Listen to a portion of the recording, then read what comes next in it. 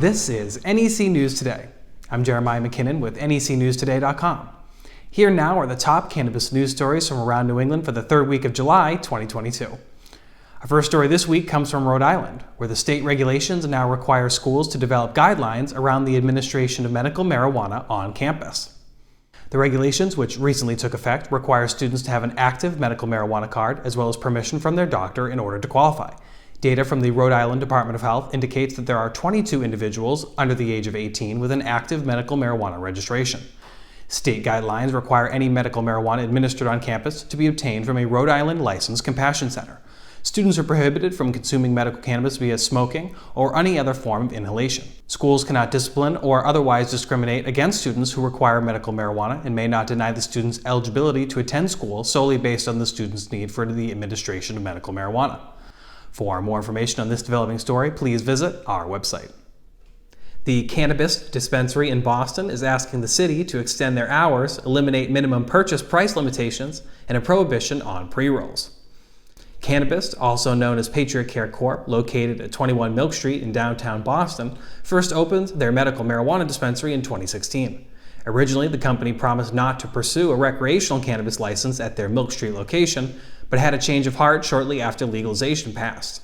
Neighbors and members of the Downtown Boston Business Improvement District, or BID, agreed to support Patriot Care's application with the conditions that prevent the sale of pre-rolls and require a $35 minimum purchase. After opening their doors to recreational consumers in August of 2021, Cannabis has returned to ask the Boston Cannabis Board to remove the pre-roll and minimum order conditions. The company is also asking for a change in operating hours that would allow the business to close at 8 p.m. each day instead of 7. A number of individuals asked the board to keep the pre-roll and minimum purchase conditions in place. Rosemary Boardman from BID pointed to the demand information presented by the company and described it as a compelling argument for keeping the ban in place because of the extreme popularity of pre-roll products. The Boston Cannabis Board is now taking this matter under advisement. This week, I wanted to try an edible product developed by a Massachusetts state-certified economic empowerment applicant. So I visited Major Bloom in Worcester and decided to try their Surreal fruity infused cereal bar with 50 milligrams of THC. The packaging, keeping with the Surreal theme, was done nicely with a purple label featuring a faceless female figure walking with an umbrella and beautiful pink flowers. The flavor of the product is amazing and brought me right back to simpler times.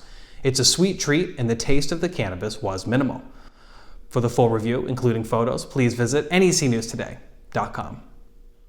This episode of NEC News Today is brought to you by CBD Please, the first CBD store east of the Mississippi, and your local source for reasonably priced lab-tested cannabis extracts. CBD Please was founded in 2014 by Bill Downing, who's been a leader in Massachusetts cannabis law reform since 1990.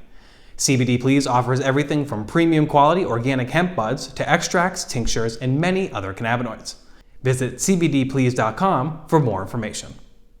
The infamous Boston buffer zone is once again causing conflict within the cannabis industry, this time between two economic empowerment applicants in the Allston neighborhood of Boston.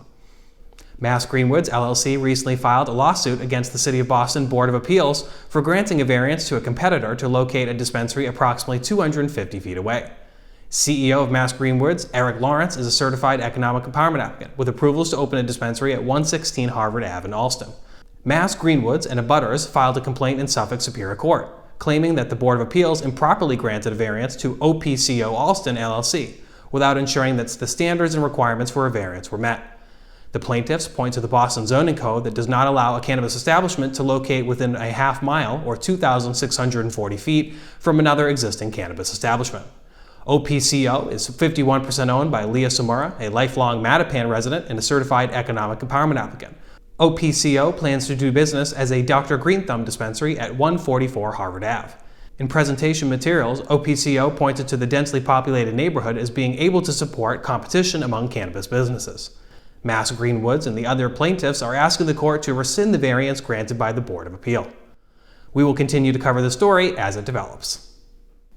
Blue River Terps, an economic empowerment applicant in partnership with Massachusetts Equitable Opportunities Now, is hosting a job fair for positions at their adult-use cannabis retail dispensary being constructed at 966 Cambridge Street in the city of Cambridge. The job fair will be happening at the Cambridge Innovation Center location at 1 Broadway in Cambridge from 11 a.m. to 7 p.m. on Wednesday, July 27th. The job fair format will allow for on-site interviews to take place as well as casual conversation with members of the Blue River team. For more information on how to attend this job fair, please visit our website or the events page at blueriverterps.com. In Massachusetts, cannabis vape company Fernway has launched a new pocket-sized vape that consumers can now recycle. Northampton-based cannabis vape manufacturer Fernway has introduced a sleek and environmentally friendly new vape to the Massachusetts cannabis market. The device, called the Traveler, is described as the ultimate pocket vape. The single-use vaporizer is thin and discreet when compared to the traditional shape of a vape pen. Fernway has also launched a recycling program alongside the debut of the Traveler. The recycling program is a first-of-its-kind green initiative that empowers customers to dispose of their finished Traveler vapes in a responsible way. Fernway hopes that this initiative can help reduce the number of vapes that end up thrown away in the trash. Licensed dispensaries that sell Fernway products will have the secure drop boxes for consumers to return their empty Travelers. Environmental responsibility is always good to see in the cannabis industry. For more information, please visit necnewstoday.com. In West Springfield, Massachusetts, the town council has removed their ban on recreational cannabis retailers. In April, the mayor asked officials to consider removing the ban to generate a source of revenue for West Springfield. A 2018 attempt to reverse the ban was defeated by a vote of 8 in opposition and 1 in favor. This time around, 2 councilors who were opposed to the proposal were unable to convince their colleagues to place this issue on a ballot for local voters to decide. The council did accept amendments that established buffer zones between cannabis businesses and other buildings. The ordinance was ultimately approved by a vote of 4 in favor and 3 opposed. The mayor expects that applicants will begin to reach out soon and that West Springfield could have operational cannabis businesses in about a year. For more information on this story, please visit our website. Tiny Trap Concerts is working with Just Incredible Cultivation on an exclusive Tiny Trap Preroll. Traveling dispensary concert series Tiny Trap Concerts recently announced a partnership with Just Incredible Cultivation to launch a limited edition pre-roll. Just Incredible Cultivation has become popular for their pre-rolls and are known best for being the first black-owned cannabis cultivation center in Massachusetts. At the moment, the debut Tiny Trap Preroll is exclusively sold at the Boston Garden in Athol, Massachusetts, an economic empowerment company certified by the Cannabis Control Commission in 2018. The Tiny Trap Preroll is a single 1-gram pre-roll with a lineage of wedding cake and OG Kush.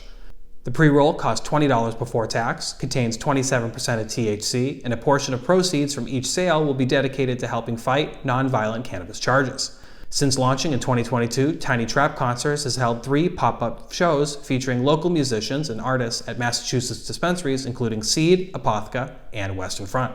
For more information, please visit necnewstoday.com or the Boston Gardens website.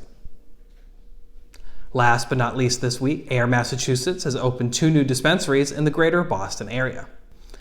Ayr opened their Back Bay location, which is adult use only, with a recent grand opening. Soon thereafter, Ayr opened their Watertown location, which is now open for medical and adult use. An announcement of a grand opening for Watertown is expected soon. For more information, please go to our website or the website of Ayr Massachusetts. For the absolute latest New England Cannabis News, head on over to necnewstoday.com and follow us on all your favorite social media platforms. If you're enjoying the show, be sure to like this video.